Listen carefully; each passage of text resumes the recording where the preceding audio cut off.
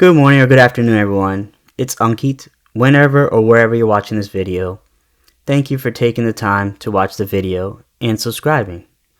I hope everyone is having the best day or the best week of their life. If you found value in today's video, make sure to hit the subscribe button for more videos like this. Most of my videos are usually about investing, health, and life. Today's video is going to be about a couple of hacks you can use to stop wasting your time so you can accomplish whatever it is that you're trying to accomplish in life. We all have different goals, different passions, different things we're trying to pursue. So I would like to help you achieve all those things that you want to achieve. And maybe some of these things might be able to help you. But it all takes for you to realize what I'm saying and then you to use the stuff that I'm saying to make the difference. Leave a comment below with one hack that you can provide for everyone that can help them stop wasting their time to help them achieve whatever they want in life. And let me know why in the comments below. Let's try to hit 7,000 subscribers in 7 months. With all that out of the way, let's get into these hacks so we can stop wasting people's time. Number 1 on our list is the lack of motivation or discipline. We need to be disciplined and motivated to do something that we want to do in life. Motivation is one of the factors that influences your productivity levels. An individual's internal and external motivations have a significant effect on their productivity. Internal motivation comes within. It is when a person engages in a particular behavior for the purpose of bettering oneself. External motivations, on the other hand, is when individuals engage in a particular activity to achieve some form of reward or avoidance of punishment. Another reason, in my opinion, a lot of people waste time is the fear of failure.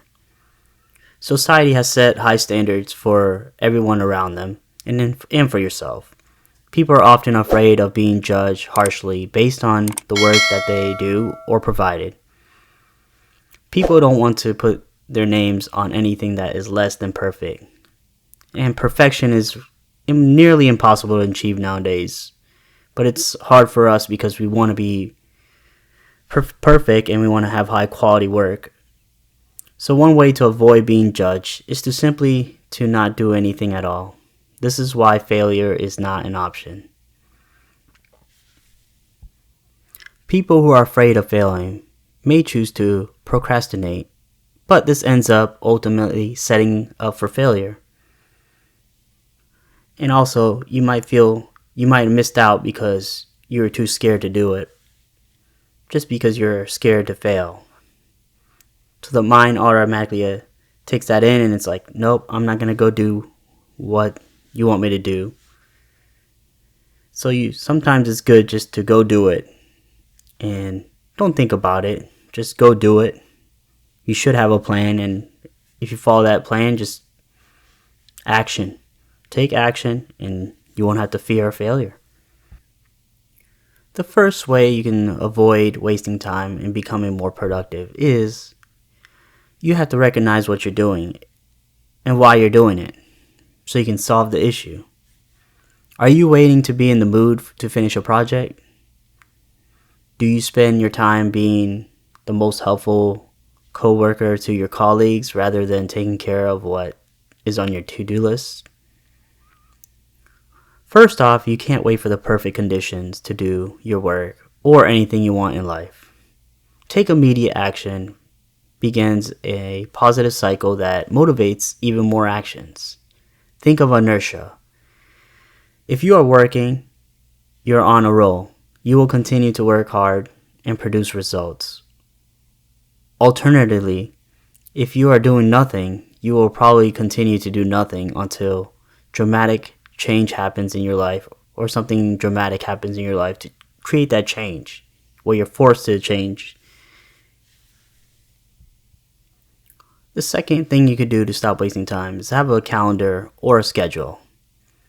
If you have a planner, a calendar, or an app, or even a schedule that tells you, hey, these are your deadlines, this is what you need to do, this is how much time you should be spending on each thing, You can even color coordinate these and organize it in any way that makes sense to you or makes you feel more happy. This will help you feel more productive with your time and motivated to complete your work. When you're making your schedule, give yourself some time between when you're planning to complete tasks and when they're actually due. This way, if any challenges or setbacks comes up during the process or of the project or whatever it is you're trying to do, you'll still be able to complete it in time. Next, you should try the 2-minute rule. Most of the tasks you're procrastinating on aren't difficult to complete. The first part of this rule is that if a task takes under 2 minutes or less to complete, do it immediately.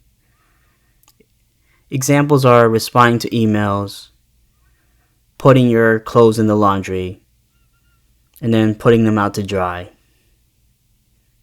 The second part of the rule is when you're starting new habits, it should take less than 2 minutes to do. Once we get started, we have perceived the task as. The next thing you should be doing is creating personal goals and deadlines. Having only one deadline for work allows you to put everything off until the last minute because you keep thinking to yourself, I have plenty of time. When realistically, you should be putting several different goals on your deadline. Setting personal goals can help you overcome procrastination by giving you something smaller to focus on. And then you have a vision and a reason for doing whatever it is that you want to do. If you have a deadline that is in the near future or in the future, whether it's for work or your personal hobbies, break it down into smaller projects or smaller pieces. And then you can make the deadline shorter as well. Focus on the small projects at a time. If you continue to procrastinate after breaking your project down, break it down even further. Break it down until the steps are so small and simple that you can't deny the fact that they're doable. The next thing you could do to stop wasting time is take things slower. This might sound counterintuitive, but doing things at a slower pace ensures that you pay attention to the details. It promotes efficiency, helps get more things done, also prevents you from becoming overwhelmed. While some people think that being able to multitask is a strength, it actually hurts to your detriment. Sure, you may be able to get a lot of things done on the superficial level, but nothing's getting done well, and often nothing is being completed. Slow it down, do one thing at a time, put all your focus on that one thing. This way, when you're done, it will be completely finished and you won't have to go back and fix it later. All in all, this will help you progress more smoothly to your ultimate goal. Don't push off problems to deal with it later. If something comes up that you need to take care of it, do it right away. If you get tired from something, learn to take a rest, but not to quit. Do one thing at a time, eliminate distractions, create a priority list, take frequent breaks whenever you need to. So for every hour, I would usually take 15-minute breaks, just so I don't lose focus on what I'm doing. Another thing you could do to stop wasting time is prioritize the things you like to do. Just like you will prioritize going on a vacation, you will plan out the whole vacation and what you want to do, where you want to go, the foods you want to try out, all the different things. That's how you should prioritize your life. Think about your day as if you leave tomorrow on a long cruise or a long trip to Spain, Italy, wherever it is, with no internet connection. What do you do? Do you delegate? What do you ditch?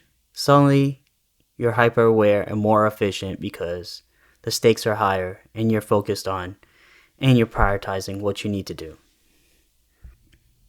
Another thing you can do is sticking to your deadlines and being dedicated to your deadlines.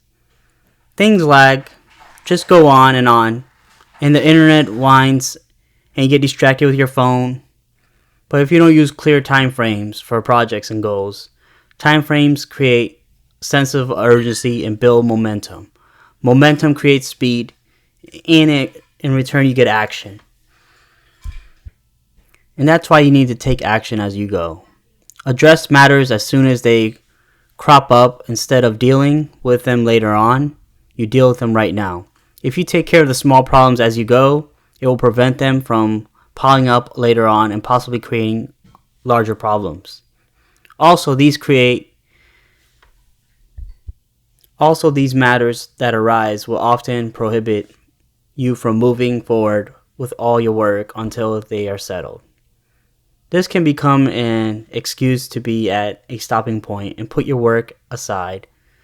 Research shows that once you start doing something, you're more likely to finish it at that time. So don't push off problems or to deal with them later.